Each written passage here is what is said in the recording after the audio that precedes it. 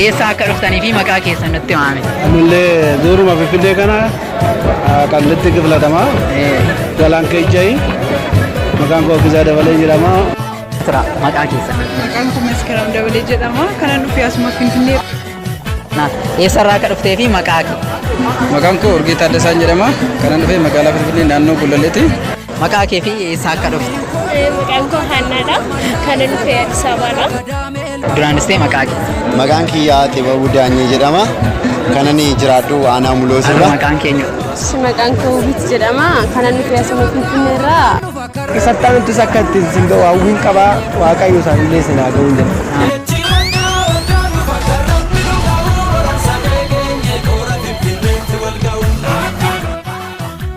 Akkam jirtu? Nagaa keessanii. Eessaa akka dhuftanii fi maqaa keessan nutti himame. Anillee duuruma Finfinnee kana kallattii filatamaa Galaan Keejjay maqaan koo Gisaa Dabalee jedhama. Gadaan koo Roobaleedha. Kanaafuu gammachuu kana nama geejjummaa kanatti gaggeessinus kabajuudhaaf dasitaa kana deeggarra jammarree torban tokko kunnee asii gocha deemne hundumaa gaggeenya mara kana mulu saba tokko ta'uu taanu addaan nu baasuu deemu kana rabbee malkaan tulluu nurraa deebiste sabni keenya wajjin yaada dasitaan kana egerreetti nu haa ta'u asii kan ka'e Finfinneedhaa ka'e warra bishoottis biyyi nagaa ta'e akkuma konkolaataa nagaa biyya nagaa nu ta'e hawaasni egaa maanni malkaa kana mangistillee nu haa eegu adda addaa darbeetti nu haa eegu dasitaa kana egerreetti nu haa ga'u nu jedhe dasitaan kun biyya alamii biyya hundaa nu haa ga'udha gadaafan dhaabbachuu danda'e yaa abbaa gadaati Gisaa Dabalee hin taphaamu. Baay'ee galatooma. Bagattiin sin ga'e namni jechuu barbaadan jira. Egaa hundumaanuu duraallee Finfinnee jalatti Finfinneen keenya yoo ta'u duubatti hafneeyyuu amma fuulduratti dabarree saba Oromootiin hundumaanuu baga sin ga'e Finfinneen teenya walqixxee bakka taate baga gammachuu daani'an biyya fagoo dhiyoos jettan hin jedhu ammallee galatamaa isinillee nagaa nuu ta'aadha. Warri miidiyaa gaaf dabarsanis nu jabaadhaadha biyyi keenya nagaa nu haa ta'u adda adda darbeetti muktiin algaa irratti nagaa nu haa ta'u egereen nu haa ga'u konkolaataa nagaa gadaa nagaa nu haa ta'u gadaa shanan nu haa oolchu wantoonni shanan nu haa oolchu jalangee shanan nu haa oolchu. Galatooma. Isinillee yaada naaf kennitaniif baay'ee galatooma. Galatooma. Jecha ammas immoo keessummaa biraa faana wal agarreerra yaada isaanii mee gaafannaa nu faana tura maqaa keessan. Maqaan koo Maskaraam Dabalee jedhama. Kanan dhufee asuma Finfinnee. Irreecha jechuun bakka baay'ee namatti tola kan jaalala kan gammachuu fi kan irratti argamu kootti gammachuu guddaa natti dhaga'ama. Irreechi irree keenya. Gammachuu koo wanta dubbatu qabu dhugaa rabbi baay'ee namatti tola bakka baay'ee hawaasa lammii adda addaa dhufeera irratti hirmaataniiru.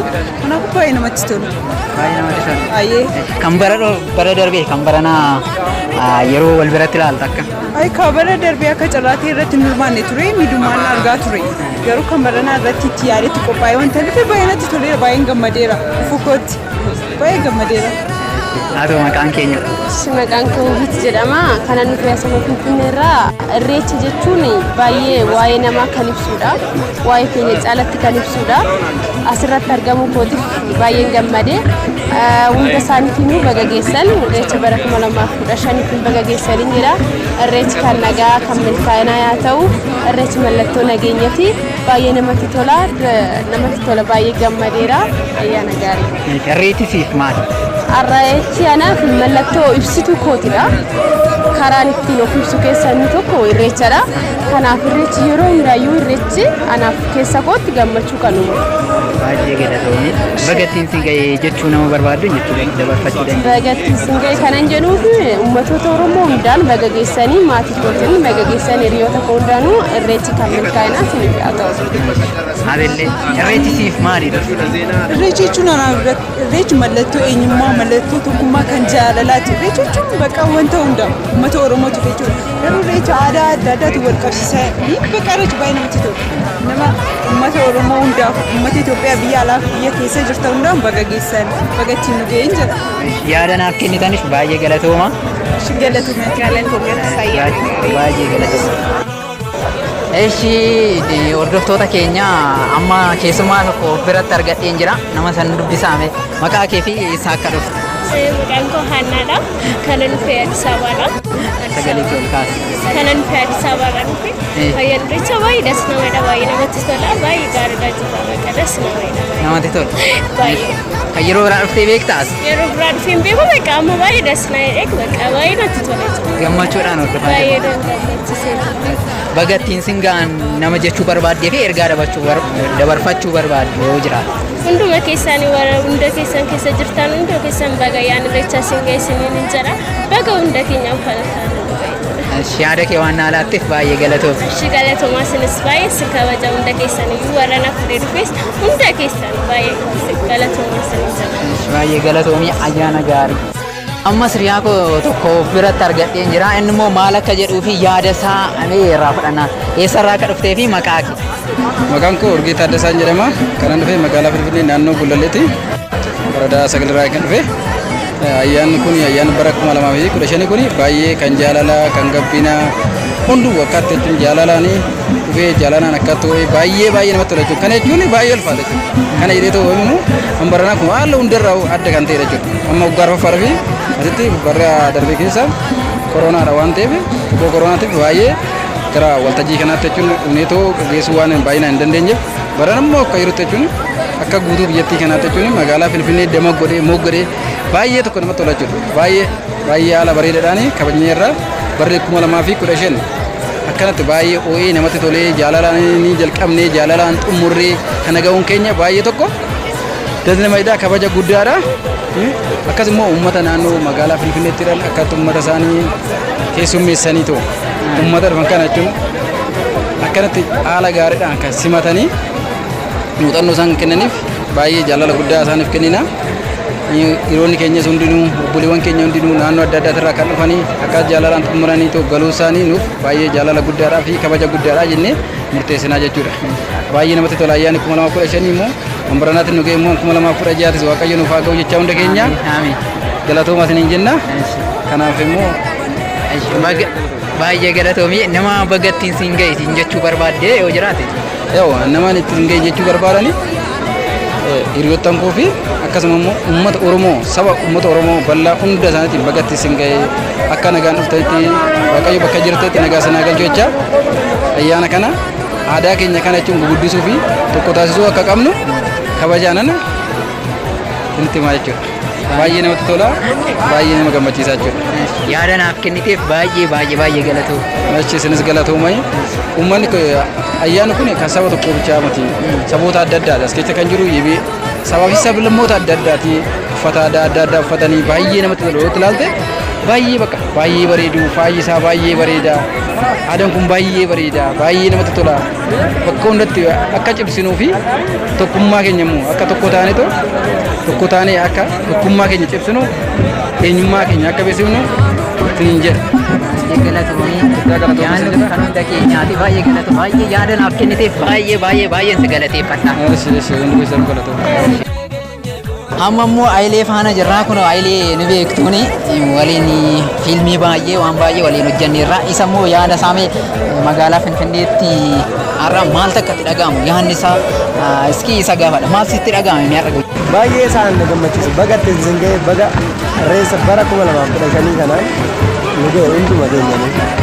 Baga hunduma keenya iyyuu baga ittiin nu ga'e yaada biraa yaada dabarfachuu barbaadde yoo jiraate. Yaadni dabarfachuu barbaadu waan baay'ee keessi koo waan baay'ee dasna jedheefu baay'ee saasa'uu hin barbaadu. Uummanni Oromoo tokkummaadhaan aadaa kana akka itti fufuun barbaadu. Aadaa kana bakka Oromoon yoomiyyuu waaqeffata. Eenyutu kan beeku. Gara dhalootaatti akka dabarsu. Eenyutu kan beeku waaqeffataadha. Waaqeffannaa kana akka itti fufu ittiin jedha adaraan jedha kana.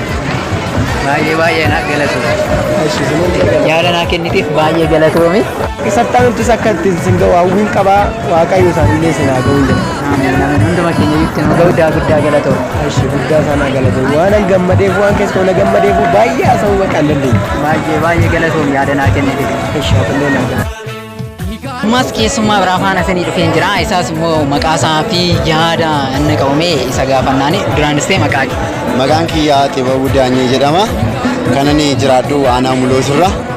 Kaza irreecha waa'ee irreecha kanaa gaafan dubbachuu barbaadu anaaf irreessa jechuun gama tokkoon anaaf dhugaa rabbii dubbachuuf baay'ee natti tolee baay'een gammada. Irreessa jechuun hirreedha. Hirree jechuun immoo iyyuu tokkummaa uummata Oromoo kan ibsu jechuudha. Ani kanaaf uummata asitti argamtan kanaan baga ayyaana kanaas hin ga'ee baga ittiin geessanii guddaa ulfaadhaadhaa galatoomadhaan isaaniin jedha. Yaadni kee yaada biraa yaada ibsachuu barbaaddu yaada dabarfachuu barbaaddu. Akka yaada kootitti yaada irree baay'een qabu.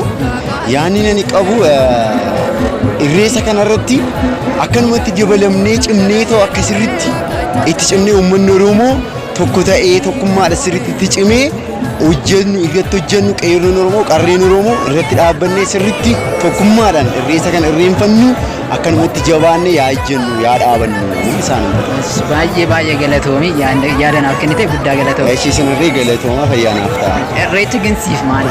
Irreecha naaf tokkoffaa irreecha naaf aadaa kootidha mallattoo kootidha. Irreessa jechuun anaaf akka kootitti ibsituu uummata Oromooti jechuudha gamtumaan guutuu isaatti akkan yaada kootitti. Irreessa jechuun ibsituu uummata Oromoo yookiin immoo uummati irreessa jechuun fakkeenyaaf iddoo kanatti walitti qabamnee jirra. Iddoo kanatti wanti nuti walitti qabamnee fi irreessa jenneeti. Irreessa kan jenneef immoo iddoo itti Oromoo wal ga'ee galata waaqayyootiif dhiyeessudha akka yaada kiyyaatti akkasiidha. Iddoon kun iddoo itti walitti qabamnee waaqayyoof galata dhiyeessinu isa ganna sana booqaa gannaa kana nu ceesistee birraatti kan nu dabarsitee galata waaqayyoof jennee kan ittiin dhiyeessinudha jedha. Baay'ee yaada naa kenniteef guddaa galatoomi. Ishiisin irree ulfaataa galatooma. Nagaa naa ta'e. Ishiisin irree nagaa fayyaa nuuf ta'a ulfaataa.